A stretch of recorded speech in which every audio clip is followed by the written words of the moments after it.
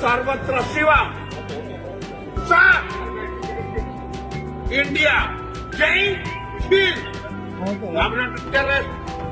വിനായകൻ എന്തൊക്കെയാണോ കാണിച്ചു കൂട്ടിയത് അതൊക്കെ ഇപ്പോൾ സോഷ്യൽ മീഡിയയിൽ വൈറലായിക്കൊണ്ടിരിക്കുകയാണ്. സംഭവം എന്താണെന്ന് നിങ്ങൾക്ക് മനസ്സിലായി കാണുമല്ലോ. കൊച്ചിയിൽ നിന്നും ഗോവയിലേക്കുള്ള യാത്രക്കിടെയാണ് നടൻ വിനായകൻ ഹൈദരാബാദിൽ അറസ്റ്റിലായത്. ഗോവയിലേക്ക് കണക്ഷൻ ഫ്ലൈറ്റ് ഹൈദരാബാദിൽ നിന്നായിരുന്നു. വിനായകൻ മദ്യപിച്ച് ബഹളമുണ്ടാക്കിയെന്ന് CISF ഉദ്യോഗസ്ഥരും തന്നെ മർദ്ദിച്ചെന്ന് നടനും പറഞ്ഞതായി വാർത്തകൾ വന്നിരുന്നു. ശനിയാഴ്ച ഉച്ചയ്ക്കാണ് വിനായകൻ കൊച്ചിയിൽ നിന്നും ഗോവയിലേക്ക് പോയത്. ഹൈദരാബാദിൽ വെച്ച് ഇൻഡിഗോ എയർലൈൻസിന്റെ ഗേറ്റ് ജീവനക്കാരുമായി വിനായകൻ തർക്കത്തിൽ ഏർപ്പെടുകയായിരുന്നു എന്നാണ് പോലീസ് പറയുന്നത്. വിനായകൻ മദ്യലഹരിയിലായിരുന്നു.